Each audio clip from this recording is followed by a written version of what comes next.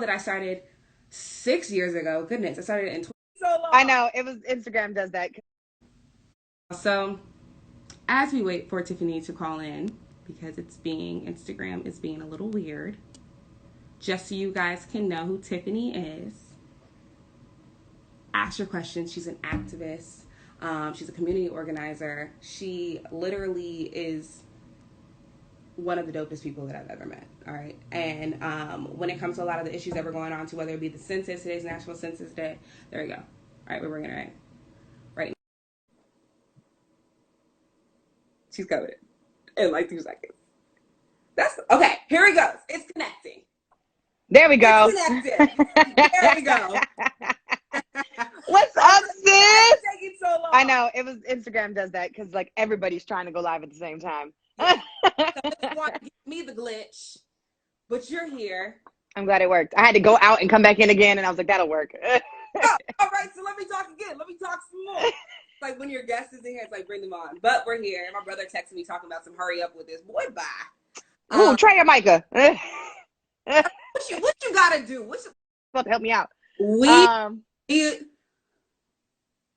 NAACP in general. I've been trying to make sure people start to change how they're thinking about this moment, because social isolation is when I wake up, you recognize you look at, yeah, he says that real fast. Okay, y'all, and just so you guys know, for those that are tuning in, yeah. And it can be seen as really, really hard in this moment around like my birthday, which is coming up in 13 days, or springtime and it's starting to get sunny. And so it is physical distancing, and I've been trying to be even more social now more than ever, because we have to be away from each other. That's the first thing. The second thing is, unfortunately, Black women who are leaders and national organizers. I am a national director of a membership base of over 25,000 people. I have an amazing, incredible staff team of 4 folks that are national. And my job now more than ever is echoed by taking care of them and making sure that they're good, and making sure that students have what they need in this moment, and that young leaders have what they need in this moment, not only to be okay, but to also do their jobs and be great community leaders and organizers. So I've been pretty occupied, honestly. Listen, my tip is stick to a routine. I can't get into the habit of like staying in my pajamas all day. I got to get up, I got to get dressed, I got to make sure my eyebrows are done, I got to brush my teeth, take my vitamins, eat breakfast. I try to cook once a day. I'm reading this really amazing book. So stick to a routine. Don't stay up all night. You know what I'm saying? Like I'm trying to stay off of Instagram and stay off the news as much as I can. And for the most part, I'm doing okay. Now ask me, you know what I'm saying, on my birthday how I'm doing. I'm probably going to have an attitude. But today I'm all right. Okay, and what are you saying? And I'm sorry about your whole birthday, that you got to spend the birthday inside. Everyone's doing these Zoom things, and you can do a little happy hour, maybe do an all-white, do an all-black party on Zoom or something. And everyone could bring in, I don't know. I'm sorry. I know there's not much we can do. I'm on Zoom calls all day, honey. I'm over Zoom. Honestly, I'm really over Zoom. I'm the type of person, I'm an Aries. I'm the type of person, if I don't get what I want, I'm mad about it. And so my birthday's about me. And I was trying to travel to an island somewhere and be on a beach. That's what I wanted. So I don't know. Let me figure it out. I'm probably going to go for a walk and then call some friends. And I really want people to call and sing to me. That's all I really want. Okay, so I heard that. So everyone got to call and sing to Tiffany. Yeah, call and sing to me. Is your birthday? April 15th. Okay, so noted. Yeah. I'm going to get my voice ready. Yeah. But I do have to ask you, so like, what are you saying, because you're the national director of youth, you're working with the youth, what are you saying to them in this time, especially because some of the kids that you're working with are probably graduating from high school and going on to college, and now their high school experiences were cut short, their college experiences were cut short, and they have to deal with something that they have to deal with at such a young age. Like even for me, I'm like, oh my gosh, like why am I having to go through this, But like, what are you saying to them, I guess, to keep them positive while you're also going through it at the same time? It's the socially distant versus physically distant piece, right? Shout out to Mark, who's in the building, him and I had that conversation a while ago, and it was such a revelation for us. So being socially distant and being physically distant are two different things. And it's not just graduation, people having to go home. Like people who are in high school aren't going to have their proms. No. People aren't having like a lot of things are being taken. Graduation has been canceled for folks, so like they can't cross the stage and get the diploma. There's a lot of stuff that folks are going to miss out on because of what state of the pandemic we're in. And what I've been telling folks is we can't lose sight of the responsibility that we have as leaders. Like a lot of my students who are presidents of their units or presidents of their Black student unions, they signed up to do this job last summer and last fall. Mm-hmm. You didn't sign up to do this job because it was going to be easier, because we were all going to be, because it was going to be simple. Yeah. We had no idea in the last 4 years we've all been planning to organize around 2020 that the apocalypse is going to happen. Like, we did not know. So our responsibility to our community is to make sure that we're still doing the work that's necessary to advance social and economic justice, to make sure that people fill out the census, to register people to vote, to turn out voters, to make sure people are educated around the 14 states that have now moved their elections, to make sure that people know how to request absentee ballots, all of those things. And honestly, in this moment, that's the only piece of hope that we have to hold on to, is that our folks in our communities are the ones who are going to be able to do the work, and that we know the information that people need in this moment to give that to them so that they can show up and show out, and then encourage other people to do the same. I think outside of that, like, Jaslyn Livingston, who's our national program manager, created this incredible resource guide that has, like, you know, corporations have done really incredible things. Xfinity is giving free Wi-Fi to people who can't afford Wi-Fi at home. Frontier Airlines was giving out flights to kids who had to fly back and forth because they were no longer able to afford a flight after their school kicked them out and closed the doors and told them they couldn't be on campus anymore. What else? U-Haul was, like, offering discounts to students who needed to move their stuff. So, like, that kind of stuff, Jaslyn came up with the resource guide for it, and that's been super helpful. We've been looking for scholarships for people who need resources and financial support right now. People who can't afford to eat lunch, there's schools giving out free lunch programs. So, like, that type of stuff is what's hopeful, and that's what we've been doing in the moment. Awesome. And one thing that you did bring up was the census. And today's National Census Day, correct? Yesterday. Census Day, right? So talk to me about the importance of that, because you were very passionate about making sure that people filled out their census. I luckily am still on my parents' census, so they filled it out for me. But I just met your parents for the first time. You know, I've known y'all for 9 years. I just met your parents for the first time when Trey gave a sermon down the street. Oh, I mean, it's too late. Just for the first time. Yeah, it's funny. Decent people. They created me. But talk to me about the importance of the national census. So here's let me give you my personal reason why it's important. Ready? I went to Ghana for the first time last year and got to learn a bit about my ancestry and AfricanAncestry.com and all the other great stuff. One of the only ways I've been able to find out about my personal family genealogy is I went to the National Archives here in DC about a year ago and tried to look up my last name to find out, like, who my ancestors were and get that information as a Black woman who is the descendant of Africans who were stolen from our continent and brought here. There's little information that we have. The only thing I was able to pull from was the census. Okay. That's how I was able to find out people's last names, how many people lived in the household, how many kids did they have, who was the person that also lived in the house with them that raised the kids, was it one single mother? So the census was important to me personally in that way. And I was like, oh, wow, if they did not fill out the census, I would not know what I know about my family lineage and my family history. That's one. Outside of that, when it comes to Section 8 housing, public school funding, school lunches, when it comes to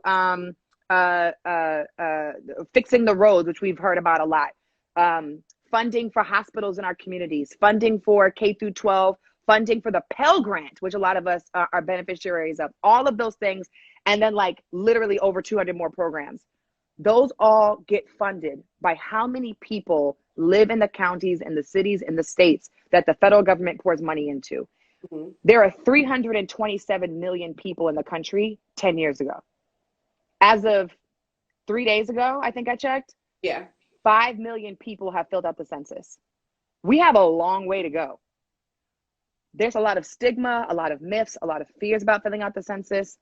It does not ask you your status, whether or not you are an American citizen or not. It does not ask you your medical history. It does not ask you your criminal history. It asks you for your name, your race and ethnicity, your address, how many people live with you, period. And it takes, people have been trying to race to see how long it takes to fill it out. It's like, it took me less than 5 minutes. It took one person, they posted today, 2 minutes and 30 seconds. We need people to fill out the census, and you do not need to wait to get your census letter and ID in the mail. You can go online right now to 2020census.gov, enter your address, and it'll give you your ID, and you can just fill out the census there. Okay. It's so necessary in this moment, especially when people are trying to take away our power and agency to vote, to have representation in Congress, Now more than ever, it's important to fill it out in 2020. So why do you think, because you mentioned like there's myths and stuff, but why do you think there are these myths, and why do you think people are afraid to fill this out? And then what, like you said, what can you combat? Like, what can you say to combat that? For those people that are watching now, they're still kind of like, ah. Yeah. I see you, Mark. What's up, Kia, Connecticut, NAACP in the building. So here are some of the myths. One of the biggest myths is, and it's not even a myth, it's a rumor. One of the biggest rumors is, oh, the government gonna get you if you fill it out. Okay. And I just struggle with, personally, I struggle with that attitude, that posture, because a lot of us have iPhones that have Face ID recognition, and we ain't afraid of that. A lot of us use Clear to get through TSA pre-check, and we gave them our fingerprints, and we ain't got no problem doing that.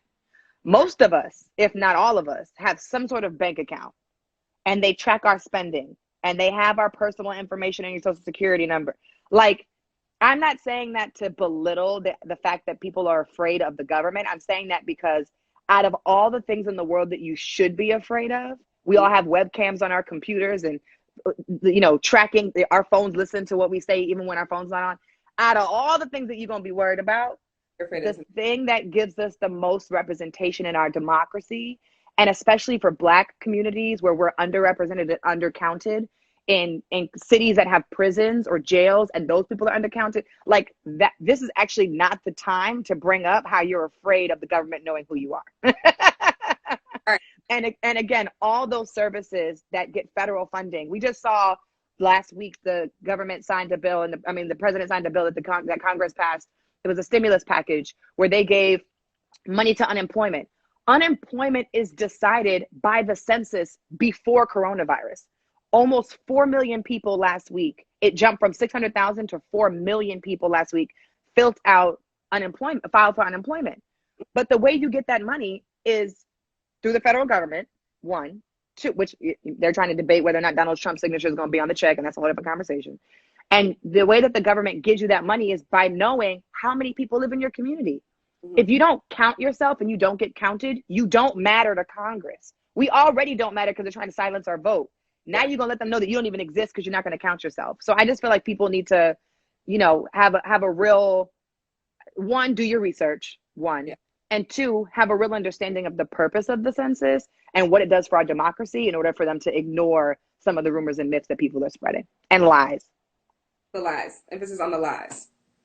Perfect. All right, great. Because I wanted that to be said, because people have these myths, but the thing is they don't often get to hear them combated and hear you come back and say like, yo, this is why this is not correct, and this is why this is a myth or this is a rumor. So I'm glad you could clear that up. Yeah, I'm glad you asked. But now we're going to switch over to your position at the NAACP. So some of your like your youth are in here. I see them. I love my people. Shout out to NAACP in the building. All right. They're showing you love. And I want to ask you, first kind of explain your position. Even though, I mean, I guess people can kind of... Shout out to Didi from BYP in the building. Go ahead. I'm sorry. Come on. Didi from BYP? Mm-hmm. Okay. Hey, Didi. Black Youth Project 100. Yeah. I see all my people in there. Go ahead. But talk to me about what your position does and what is it like to work in the NAACP? Well, I'm going to answer the second question first. Imagine working with only all Black people. Okay. That's what it's like to work at the NAACP. People are always like, oh my God, the NAACP is so old and hard and it's Black. Yeah, well, I work for my community, period. I work with and for my community. That's what it's like to work at the NAACP, one. Two, my job, so people think my job is complicated, and some people think they know what my job is and they don't. This is what my job is. I'm the national director for over 280 units. We call them units, but they're chapters across the country. Anybody under the age of 25 years old at the NAACP is under my purview, my responsibility. I see my work in three big buckets. One, I train young Black people, on leadership development and professional leadership development. Okay. I teach them, how do you run an organization? How do you run your chapter? How do you run your community and your programs? That's one. And then two, I want to make sure all my young Black people graduate and get really good jobs across the country that fill the progressive movement. I want my next youth and college person to be the next president and CEO of that organization over there, and that work for the DNC and work for the RNC and I want my people to take over. Mm-hmm. That's the first bucket. The second bucket is I train them on how to run strategic campaigns, issue-based campaigns. Our top two issue-based campaigns this year are student debt and ending gun violence. So we figure out local and statewide and national sometimes, but local and statewide strategies to like run those issue campaigns. And then lastly, I we create community. So our folks are in a lot of places the only Black people that they see. And so if they don't have a Black student union, then they join the NAACP.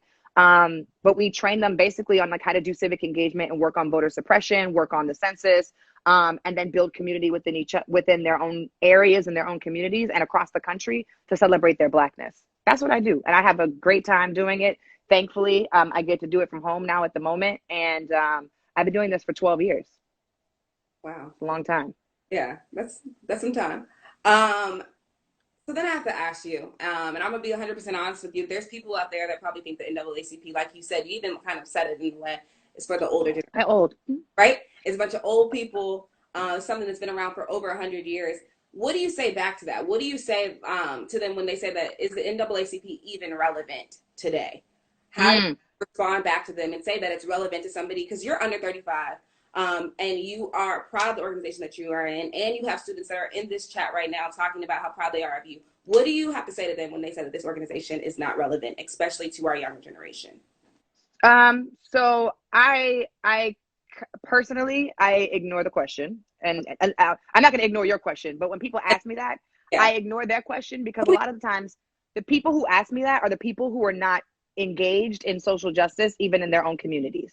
They're just people who just want to talk about the NAACP. There's a lot of folks who don't even understand the structure of the NAACP. We are a membership-based organization. I just told y'all we have 280 units. I got 25,000 young people across the country. So if you tell me that the NAACP is not relevant or that there's not young people in it, I'm going to ignore you, because that tells me already you don't even understand the organization, because I got 25,000 young people in the organization. So you don't even know what you're talking about. Not you, but them. And so I don't get into the debate with people. I'm just like, all right, well, join the NAACP. It's $30 a year. Be a part of your organization in your city, and then come talk to me about what you think we're not doing, because clearly you have no idea what the heck is going on in the NAACP. Also, it's not a lie. We are mostly older people in the organization, but that's where my job comes in. My job comes in because 25,000 people I do work with, I'm training them in those 3 different buckets, and then fostering them to then take over, right, and to step into leadership positions of the entire NAACP. That's my job. Our youngest state conference, so we have units like that are chapters, units, and then we have state conferences, and then we got the national NAACP. A lot of people don't know that. They think it's just the national, and that's not what this is. Yeah. My youngest state conference president just won his election last fall. Major is 24 years old, Major Woodall. I don't know if he's in here, but shout out to Major Woodall. He is 24. He's about to be 25 years old. He is the youngest state conference president we've ever had. He lives in Georgia. My job is to train young people to take over the world, period. So folks who tell me, oh, y'all not relevant, it's not young people, and da-da-da-da, I'm like, show me another organization that's doing that type of work. I'll wait. And show me Black people across the country in that much density. Show me how they're doing that in a strategic, structured, and institutional way. You can't. So sure, everybody got they their riffs and stuff with the organization, or Black people in general, because I think NAACP is a representation of Black people across the country. But at the end of the day, I know what my job is, and I'm going to do my job with Black excellence. And I love my organization. I love my people. All right, perfect. And so when I think of that, and when I think of the leaders that you're training, I also think of this world being dominated by white old men, right? So we ain't got a problem with that. We got a problem with old Black people in NAACP, and nobody got a problem with old white men running in the United States of America. Okay. Old white men that don't know what they're doing, but I'm not going to be shady to anybody. But You'll be what shady. do you say to them when you're training them to kind of shift that power to benefit us? Well, first you have to understand what power is. Okay. Right? When I train people, I help them understand what power is. I learned this from the Midwest Academy. There's this organization in Chicago. Shout out to Heather Booth, who's the founder. And I learned this when I was in college, that there are 3 types of power. There's people power. Mm-hmm. There's power when it comes to money, obviously. And then there's power when it comes to time. Okay. If you have time, then you have the agency and the ability to take action on something. But if you are always working around the clock, you're taking 3 classes, you got 2 jobs, you got 4 kids, and you don't have no time to come out to an action or come to a protest or come to a legislative conference. Like, that's what I'm talking about, like time. Mm-hmm. What do you do with your time? Black people and people of color, low income folks who are marginalized communities, young people, we always got the most amount of people, and we usually are able to have the most amount of risk when it comes to using our time to take action. Mm-hmm. We ain't always got the money, right? Yeah. And so we have 2 out of the 3. Those types of powers that we're able to use give us a huge advantage.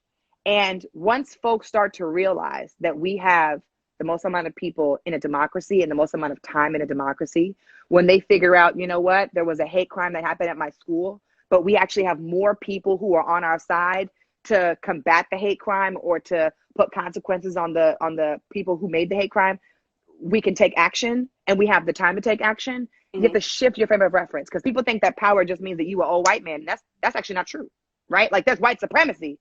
Yeah. But then there's elements of power that we can use for our advantage to win the victories that we want to see. Okay. So that makes me ask this question. It might be a loaded question, and I think it kind of is. But what would you say is your ideal America?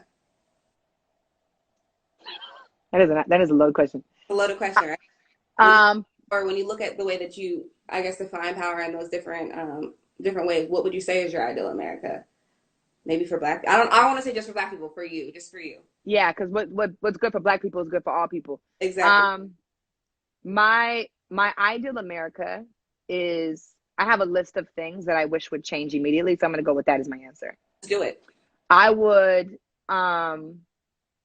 make all school and education free. Okay. I would have universal free healthcare for everyone. I would restore and protect the women's rights to choose what they're going to do with their own bodies and their reproductive choice, like their reproductive health.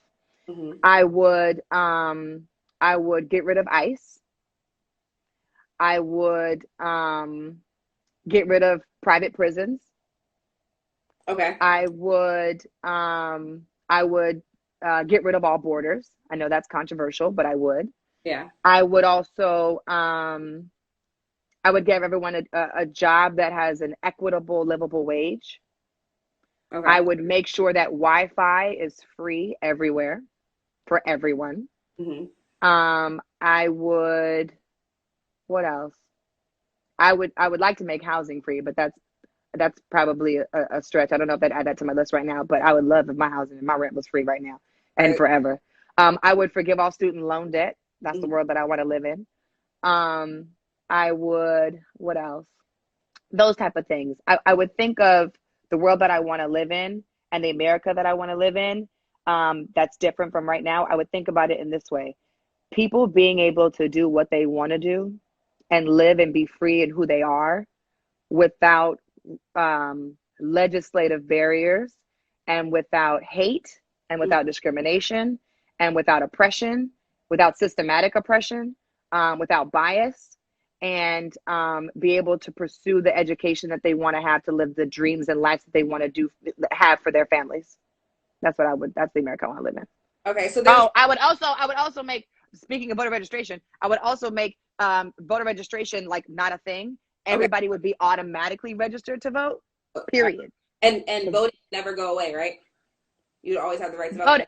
Yeah. You always have the right, of course. Everybody, people who are formerly incarcerated, people who are currently incarcerated, restore across the entire country. Everybody can vote, and also make it universal so that every single year I don't have to fight to get everybody registered. You're already registered. Now I just got to work to turn you out. Awesome. All right. And for the people that are just coming in, we're talking with Tiffany D. Loftin, the National Director of the NAACP. What's up, Dash? The college division. And while you guys are in here, there's a Q&A. We're about to go into Q&A. So feel free to ask any questions that you all have. But there is one thing that I want to ask, because I've seen on some of your interviews that I've watched in the past that you said you wish there were no prisons. Is that something that you still believe in? Because I don't want to go into that if that's... Yeah, I said in my list, no private prisons. No private. I would, that's a great question. I'm glad you challenged me on that. I want to say yes, because I believe in restorative justice, but I'm still wrestling with what that's going to look like afterwards. I'm growing as a leader. So that's what I was going to say. So like, what would you say if that was the case? How would how would we navigate that world if there was no private prisons? Like, yeah, that's why yeah. I said I'm still navigating as a leader, because I'm still personally trying to decide how I feel about that. Yeah. Okay. Yeah. Because Yeah. I've seen some reckless stuff, and some people just need to go to jail. But Yeah. I'm trying to figure out. But I do say again, no private prisons. Okay. Period. There's no reason why somebody should be personally invested in finding and locking people up. Like, that needs to get rid of. Public prisons, restorative justice, making sure that we have enough mental health support and health care, etc. Like, I'm still navigating that space, and I'm not an expert in that world. So I'm figuring it out. All right. And I'm listening and learning from other people who actually do that work. And see, that's what a true leader does. They listen and they learn, right? And they research. They don't just make up their own decision and then try to figure out how to defend it. Yeah. Oftentimes you can say things, but you grow from your research, and sometimes your opinion on certain things can change with that proper research. Right. But then before I go into the Q&A, I also want to ask you, because the field that you're in, like when it comes to politics, when it comes to activism, can be seen as a male-dominated field, right? So how did you go finding your voice? How did you go about finding your voice?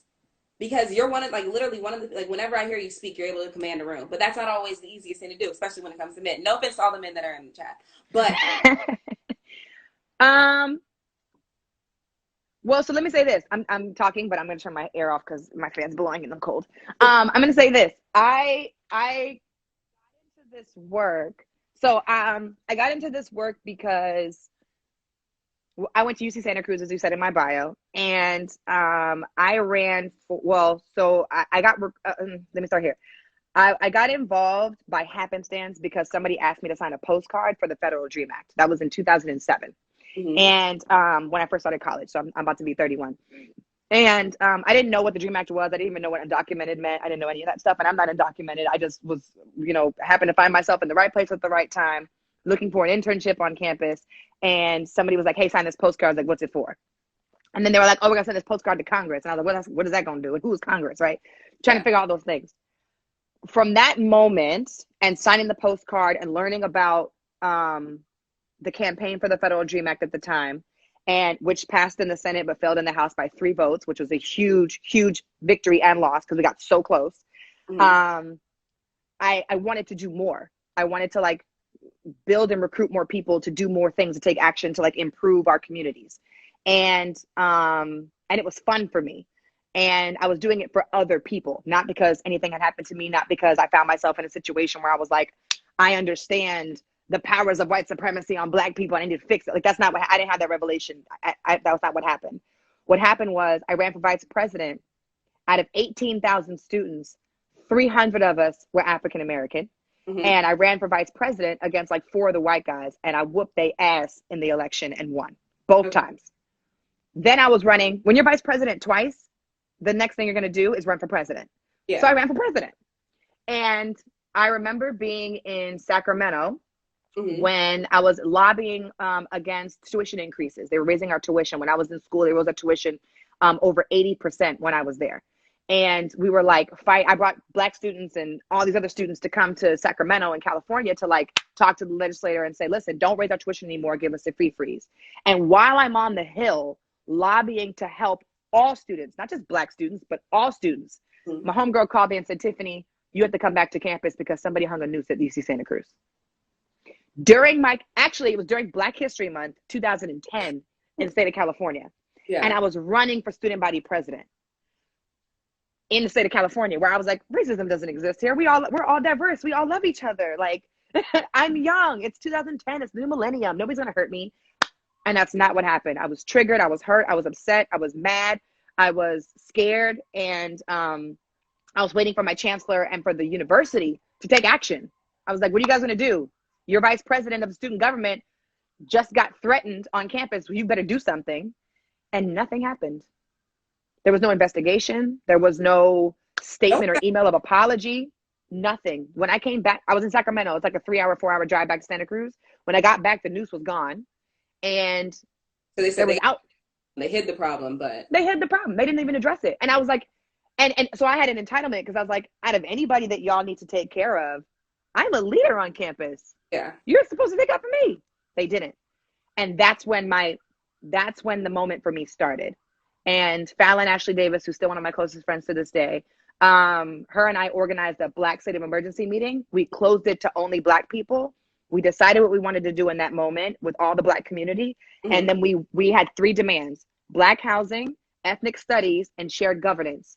And we won 2 out of the 3. I just went back to Santa Cruz January of this year. Mm-hmm. Not only is the Black housing still there, but they named 2 of the dormitories after my name. Okay. They painted the outside of the building black, red, and green. Shout out to Pan-Africanism and African flag and or the Black flag. And so the legacy continues, right? And like the students who are there now are telling that story, and more Black students have come to the school, and now they have ethnic studies, and they're doing all this really dope stuff. That's when my movement started. I moved from California to DC because I got elected after that to be the president of a national student organization. Mm-hmm. And that's just how I just kept going. That was my moment to find my voice. And I was like, you know what? We got people power. People care. Nobody should be threatened or hurt like this. And we deserve better. And I've just been rolling ever since. How that felt to kind of like see your name on the building and seeing all that stuff, because you kind of just bypassed that. But how did that feel to like go back and kind of to see that?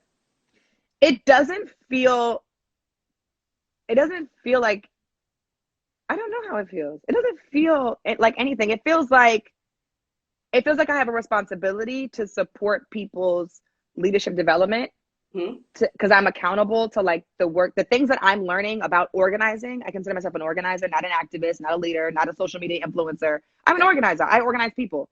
And so with the things that I'm able to learn about being an organizer, I just feel more accountable to my alma mater and to the people that I work with, to make sure that I'm giving them the same knowledge that I did not know then, or that I knew then, that they can use to take action now. We just need more organizers. Okay, so I want to go into that too, because you talk about that, but what is the difference between an organizer, an activist, and a leader? Because those are all, you're saying it's 4 things, right? I know there's one other one. Social media influencer, leader, activist. There was something else that you've said. Organizer, protester. So what is the difference between those 4, and how? And I know, like, even I have somebody on my wall here, Baldwin over here, but you can't see him. But yeah, shout out to Baldwin, love him. He's a leader, and I know that. So yeah, can you just talk to me about the difference between that? And I know I see the questions that are in here. I'm gonna get to. You do? Yeah, okay. They're in here, but I can see the hearts. The comment thing froze for me. No, there's questions in my little question thing that I just see. So I'm like, pop quiz. Okay. Let me say this by default. These are my interpretations of the words, right? Because everybody has a different definition of all these words. Yeah. Organizer to me is somebody who organizes the mobilization, the empowerment, and the action of large bodies of people. Okay. Or organizes other people to do things. Each one of my staff members, I love my team so much. They remind me all the time that I organized them into the job. They'll call it tricking them, but I didn't trick nobody because they applied, but I organized them into the job. My job is to see people's talents and skill sets and power and passion, and position them to then organize other people, right? I don't just tell people sign the petition. I organize people to move other people to sign the petition. That's to me what an organizer does. Okay. That doesn't mean that that's the only job I have. Protesters go out and protest. I protest. We go out and protest all the time. A leader, I'm probably a keynote speaker all the time too. And I can go be a leader and be a keynote speaker, and I can be a social media influencer. I don't know what I'll influence, but I got a lot of followers on social media compared to what I used to have. What's the other one? An activist. An activist is the person who, gets people to sign the petition, gets people to take action on Congress, gets people to show up to the CEO headquarters because they didn't do what was right, or get people to show up to the prison because they're doing what's wrong. And I just think that people have different understandings of the word. My affiliation, and I take seriously the responsibility of being an organizer and organizing campaigns and organizing people. And that's the word that I choose to identify as, so that people don't think, oh, she's a social media influencer. She is over there somewhere. And that's not how I identify. You're more to that. You're true to this. It's really a skill. It's a skill to be an organizer. Everybody can't be an organizer. Everybody ain't good at organizing mass bodies of people to do stuff. You know what I'm saying? Yeah. But I can in person, online, over the phone, in an email, et cetera, et cetera. And so that I practice that daily. And that's where I think I'm going to grow up and continue to do this work. All right. So now we're going to go into some of the questions here. So one person, Mike, said, I hope he's still in here, but he said that because of this interview, I had just paid for membership. So somebody, okay, look at that. We got one more. $30 for the whole year, honey. You better go ahead. $30 ain't nothing. I was $30 is nothing for a whole year. What? Whole year. I was telling, so there was somebody, I was on my last show, I was talking with Erin, and she does $30 a month for her stuff. And I was like, oh, that's not bad. But I'm like, $30 a month isn't bad at all, because you go to the club and it's $20 sometimes to get in. All right. Hello. Netflix for 3 months is $30. Okay. You better go ahead and pay $30 for the whole entire year. You get a little membership card. I got mine over there somewhere. It's real cute. And then here's the thing. Don't just become a member. Go to your meetings. And if they're right now, the NAACP as a national organization has hold on meetings and gatherings in person because of coronavirus. So you got to find your folks and find out how they're meeting online. But be active. I need you to be active in your organization, not just pay your membership. Awesome. All right. So this is one of the questions. And I don't know, can you answer this? Yeah. What give to someone interested in policy work?